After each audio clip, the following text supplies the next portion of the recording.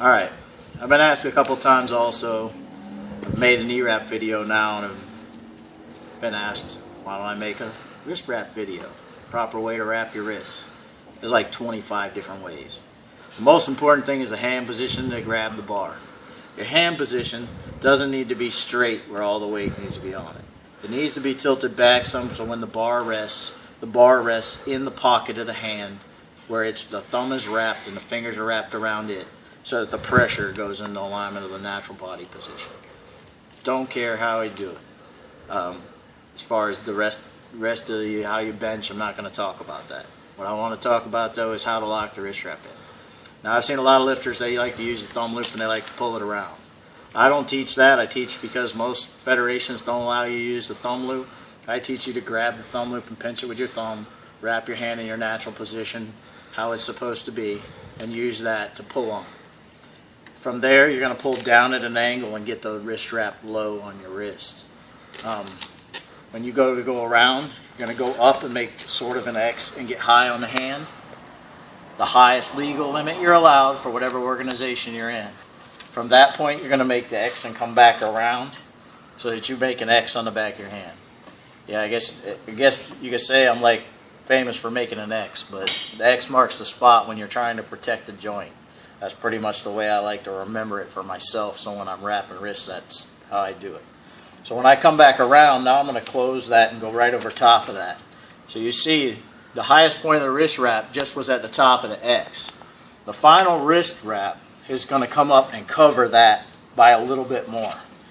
And every time you pull it, you need to crank it. The tighter that is and the less you feel your hand, it's going to give you the benefit of this. My hand don't open. If it don't open from the wrist wrap, it's not going to open when the bar's in your hand. It's not going to allow your wrist to go back without your arm going with it, so that you can stay in better alignment to drive through the bar. If you notice my fingers don't open. Now, how you get around that when you go to grab the bar is you're going to force your hand onto the bar by opening your thumb, because your thumb will still open. So you grab the bar as best you can. That's about as far as I can get it. Grab the bar and then squeeze the bar. What I tell you to do this so tight for is that you can't feel the pressure now of how hard you squeeze the bar. And one of the most important things you're doing when you're benching is squeezing the bar and spreading the bar to activate the triceps and the other muscles so that you can drive through the bar to the finish. It also activates everything a little faster because you have to squeeze so hard to be able to get the bar to push. At this point in time when you're doing that, you can't rock back or move back in any way, shape, or form. You've got great stability in the joint. Your wrist joint's one of the weakest ones in the body, so you need to make sure you protect it the right way. The tighter you can get that wrist wrap and the more you can crank it, the better off you are. Now the wrist wrap I'm using here is a metal silver. Again, just like the knee wrap video, I'm a metal warrior. That's what I use. Like I said, I have 60% of the gym uses metal gear, 40% uses Titan gear. So I'm going to show you how to wrap with the Titan one. It's basically the exact same thing. A metal wrap, though, if you'll notice, is shorter than your Titan wrap. These are 80 centimeters versus these are almost 2.5 meters or 2 meters.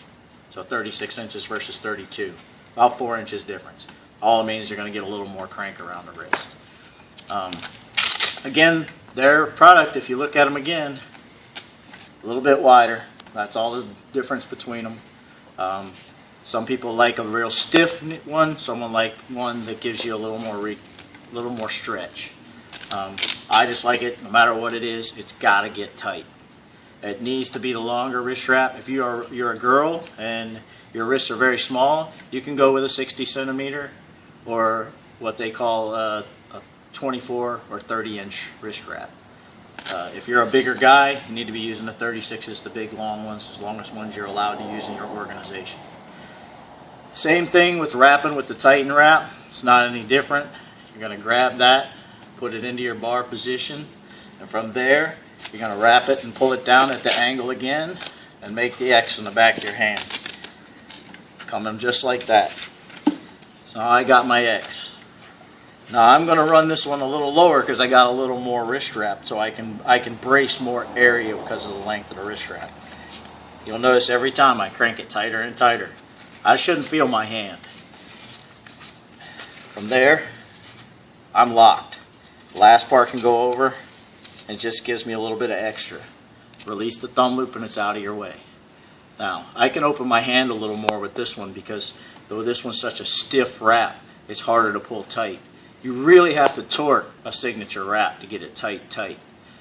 But I still can't roll my wrist back in any way, shape, or form to be able to get out of alignment.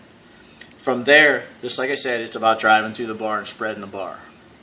Again, I'm not telling you that in any way, shape, or form that someone else taught you the wrong way. There's great lifters out there that teach people different ways. Do what your coach says. I'm just sharing the information my 20 years experience gives me, and I want to make sure all my lifters have something to reference, so when they come here and they start learning, that I don't have to sit here and repeat myself about 400 times. So, best lifting to you. Hope you hit big benches, and I'll see you on the platform.